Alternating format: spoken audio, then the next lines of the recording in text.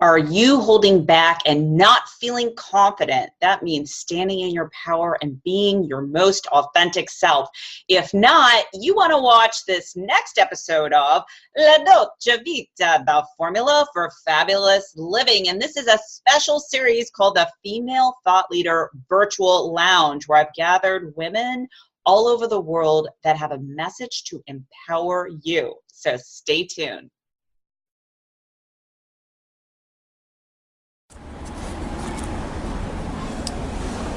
Frankie Lee, dimmi, quale senso della vita? The meaning of life is to live la dolce vita, which is the formula for fabulous living. Hi, my name is Heather Picken, and welcome to the La Dolce Vita Show, the formula for fabulous living. I'm the catalyst in helping you to be more confident, create your dream business, and attract elite clients and live a fabulous life. Here's Heather helping you to upgrade your life to Fabulous. Upgrade your life to fabulous. Right, Frankie? You're fabulous.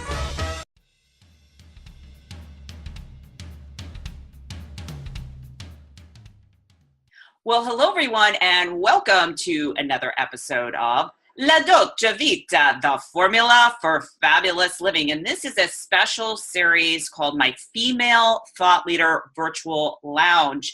And the premise behind this is gathering female experts that have a mission and purpose to empower women and talk about some of the challenges that we're navigating around today, issues in business, issues on how you can deal with the changing times. And I brought on my expert guest, Caren Glasser. So Caren, thank you so much for being my guest today. I'm just so excited to be here with you. Thank you for having me.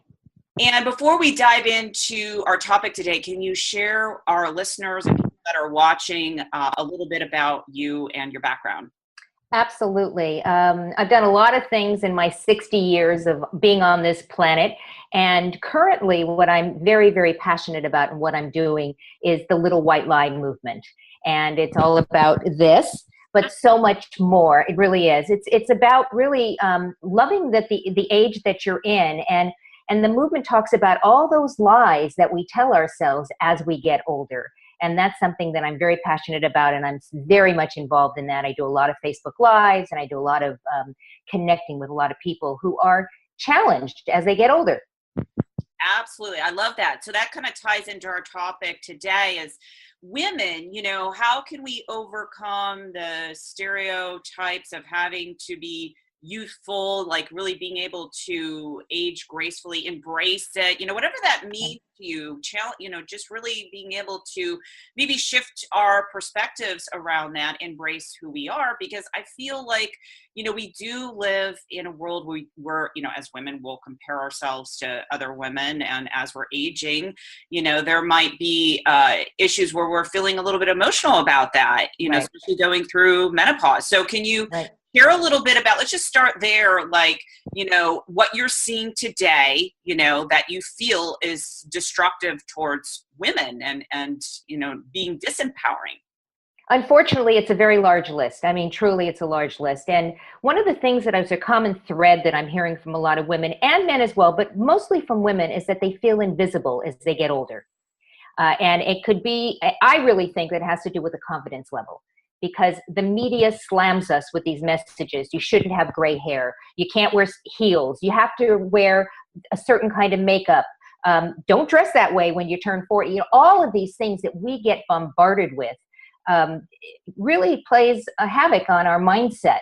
And so when it plays havoc on our mindset, we tend to lose our own confidence. And then when we step out, we feel invisible. And I think there is definitely a correlation between how we feel about ourselves, our own mindset, and ultimately what we think others are thinking about us. I don't know how you feel about that.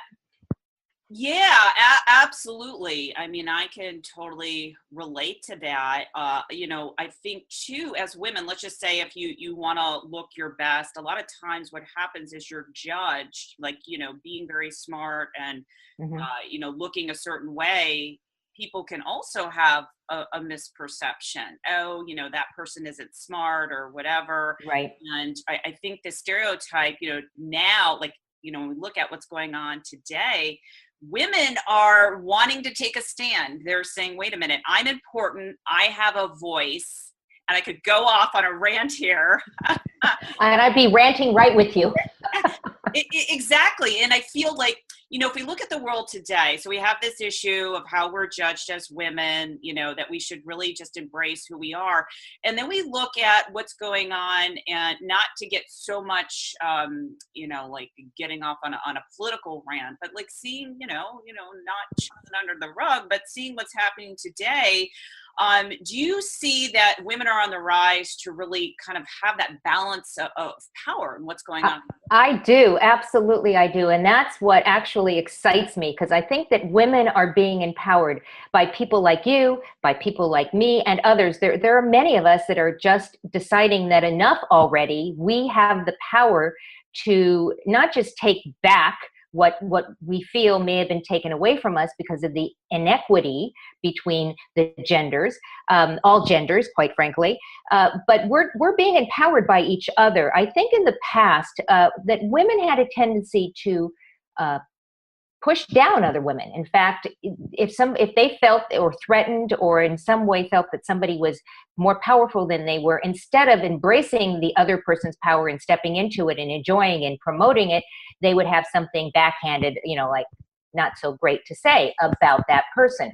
And I think that that's changing. We're seeing more and more women supporting other women. In fact, I do a show called Women Inspiring Women Rise Together, because it's only when women come together that I think truly that we're going to rise together. So I think there is a totally different mindset, and I'm excited to see what's out there. Do we have a long way to go? Absolutely.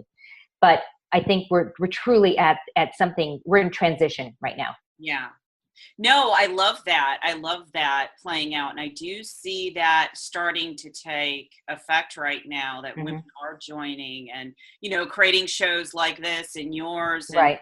And connecting, because there's still, like, if you look at different parts of the world, women are still being treated like second-class citizens. I know. What is with that? It's appalling.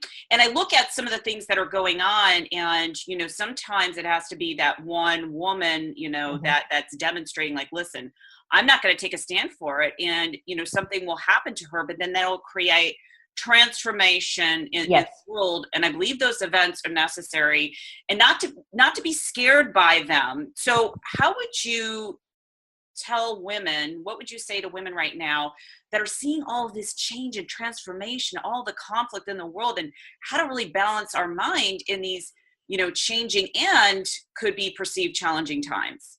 That's such a good question, because I don't think there's one right answer for that. I think that each individual is different, but what I would encourage women to do is, when they feel that way, is to, even on social media, social media is not just Facebook, by the way, guys, but a lot of people do play in Facebook. I would, if I were seeing this as a woman who had not been involved before and starting to see what they were seeing, I would actually go looking for people, other women that I could align myself with. And I don't mean align like I'm going into battle, but align myself that are like-minded, that I could create relationships with, so that I wouldn't feel like I was alone or invisible. And there are groups across social media, not just on Facebook, but in Instagram and on Pinterest and Twitter. Even Twitter has groups. Align yourself with people that are like-minded, and it's going to make a huge difference as to how you show up, because you're going to feel like you're supported. Yeah, I love that. And what are your thoughts on this? Like, women that are protesting, my personal, it's just my personal viewpoint. Obviously in the past, some protests were necessary, but you also think that they add to the disempowerment of women, so if you're like against something and you're not creating, let's just say, a movement that is like acting as like a positive change. Do you see that there's kind of like a balance between the two? Like, where do you draw the line? Where do you draw the line? And there is a balance. Look, there is a place for protesting. I do believe that, but I don't think protesting all by itself is going to do anything. I think you have to have the protesting along with the change, along with the how are we going to do this? How are we going to implement this? Look, I'm the queen of implementation. I can get excited about anything, but if I don't know how I'm going to implement it, it's not going to help. It's not going to move us forward. So to answer the question, how do I feel about the protesters? I think, and again, I'll go on record here. I think that there are ways to protest and there are ways not to protest. They had those silly little hats on their head. I know what they were there for, but I'm not sure that they made the statement that I, as a powerful woman, want to see out there. I don't need a hat on my head to do that. I need my voice to be combined with other voices. And that's just my personal opinion. More power to anyone that was comfortable doing that. You wouldn't have caught me 10 feet, from anything like that, just because I just don't think that is, I wouldn't have felt empowered wearing something like that. Right. Yeah, I think it's to each his own. And I like that you were saying, just that in and of itself is not enough. We got to do something different. And, let's also look at, some of the big tech companies that are run. It's predominantly male voiced. I mean, we've got Sheryl Sandberg. Yeah. But what are your thoughts on this? I mean, do you see a shift in women getting into like the big tech companies or other companies that are really controlling, when you think about it, most of the power and the resources in the world? Well, I think actually it is shifting. And I think it's because of things like this, because of video and more particularly live stream. So there are several of us women in the field who are jumping in 100% into the live stream field. I've been live streaming since the early 90s, believe it or not. Wow. When we didn't have Facebook Live, when we had these big pieces of equipment. I was just nominated, and I won't know until, in another several weeks, but as the top female live streaming host. So there are actually competitions and things out there that we're being elevated so that we are equal to men. And how cool is that? Because that we are equal to men. In fact, I think sometimes that we bring something to the table that men will never be able to bring to the table. And that's compassion and being, that nurturing kind of thing that women bring to the table. So I do think in the tech industry that we're seeing more and more women rise to the top because we're fearless and because we have to work twice as hard. And because we have to work twice as hard, we are learning this new technology. I'm a geek. I know you're a geek. We love this. We love technology. And it's going to take people like us, and it's happening, that are going to push us, not just to where the men are, because my goal is not to become a man. My goal is to become an entity that can get a message across to the larger masses, no matter what my sex is.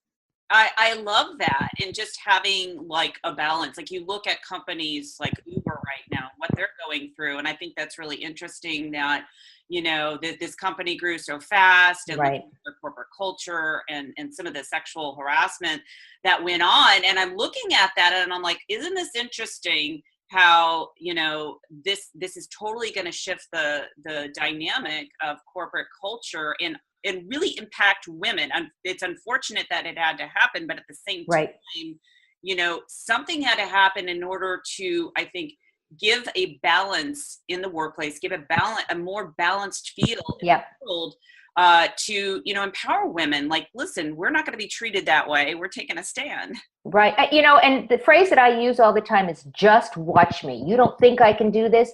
Just watch me. And that's always running through my head. And I think that I wouldn't be surprised to hear that something similar runs through your head as well. Don't tell me I can't do this. I'm going to do this. And I think more and more women are starting to get that empowered feeling by being surrounded by other empowered women saying, I've got you, girl. You can do this. Don't even think twice about it. And when you hear enough people, kind of motivating you and pushing you forward, you do got it. And that's really what it comes down to. I think that we're going to see major shifts in the next 5 to 10 years in terms of where women are positioned in our political arena as well as in the tech arena. I mean, I think that we're going to see huge changes. I love that. And I want to go back to something you said earlier about, just watch me. I'm going to do this. So a little story about me. I grew up, I had a learning disorder, dyslexia, and it really challenged me. It was actually it really pushed me in some ways in a good way, but then also it held me back. And I remember this was years ago, I was in a relationship, and I was, we were in the car and he was driving and he didn't want to use a GPS. I'm like, let's just use a GPS to get to our location. No. And so he breaks out like this map, one of the maps where it's like you go on the next page to find the next. Right. And so with dyslexia, it makes it really hard to kind of, at least for me, to read a map and that sort of thing. So I remember in that moment, I was getting frustrated. He was, really kind of yelling at me. And then I'm like, I just, like, don't talk to me that way. And he's like, you dumb blonde, you can't read a map. And I was so crushed in that moment, I let him disempower me. And then a couple months later, I got a copy of the magazine Psychology Today. And in there was an article of a very powerful CEO, female. And she was talking about that she had dyslexia and some of the things and challenges she had with navigation and maps. And it was really interesting. It's like, I had to get permission, reading that article to say, wait a minute, there's nothing wrong with me. But yet we can allow ourselves to feel disempowered in those situations. So I remember crying, going, I'm not stupid. And I started researching. I'm like, wow, a lot of famous people had dyslexia. Here's how they overcame it. But it's moments like that define you and debilitate you. So I love just empowering women, like, listen, don't let anyone or anything stand in your way. Absolutely. I interviewed yesterday the captain from Below Deck Mediterranean. She's a woman captain. First time they've ever had a woman captain on this reality show. She's been in the field for 27 years, and we talked about breaking the glass ceiling and breaking through it, and how she doesn't believe that there's really a ceiling there. She's also a just watch me type of gal, and she just basically said, you don't want to deal with me? Fine. At some point, you're going to have to deal with me because I'm the one who's in charge.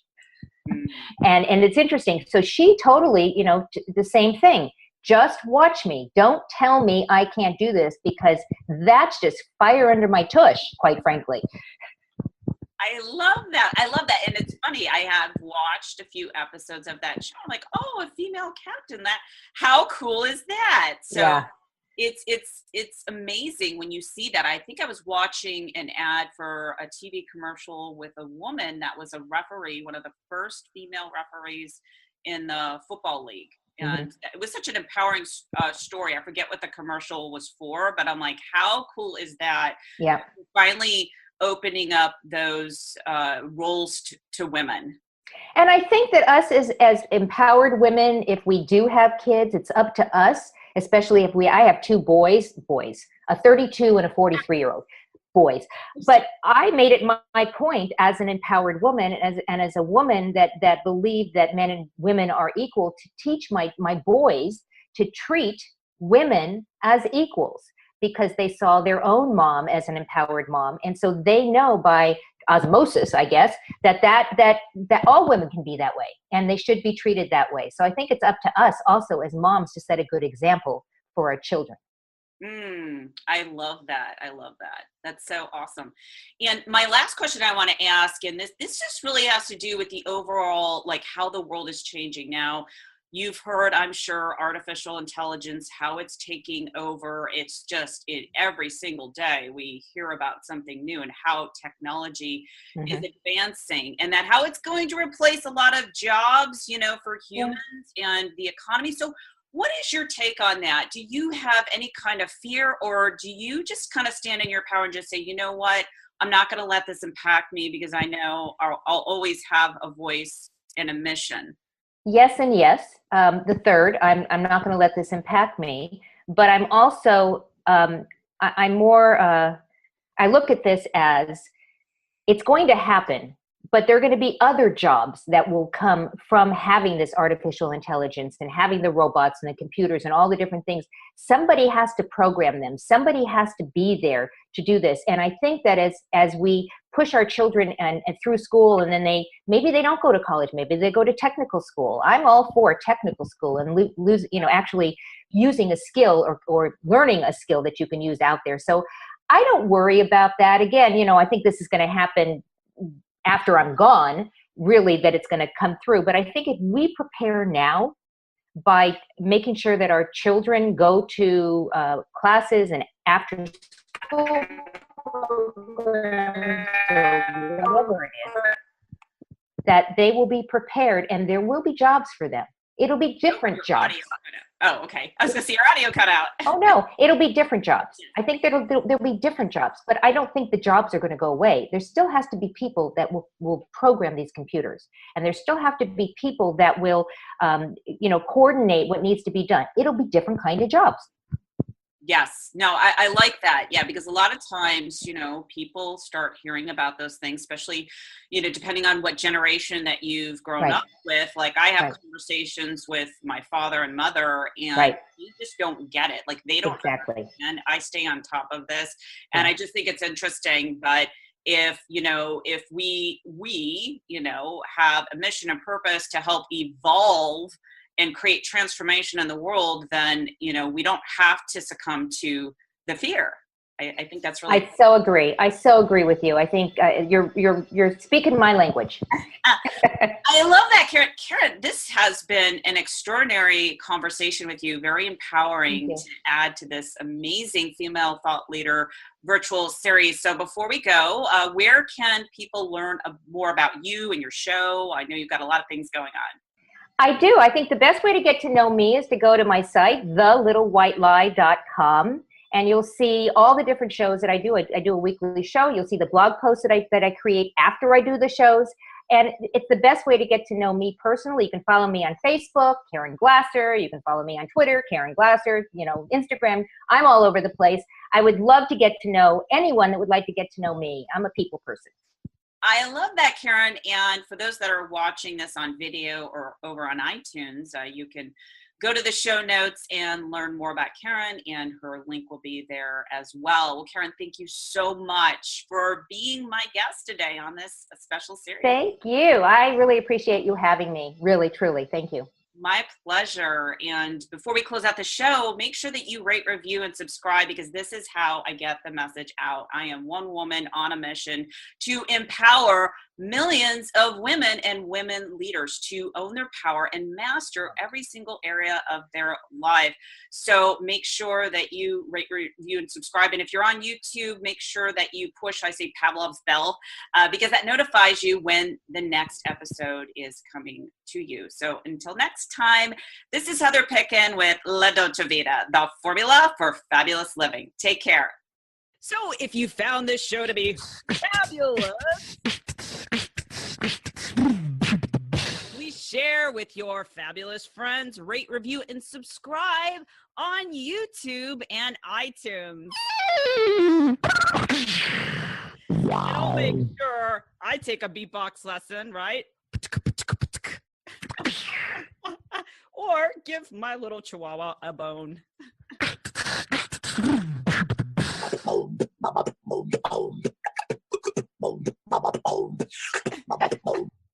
That's me. Fabulous.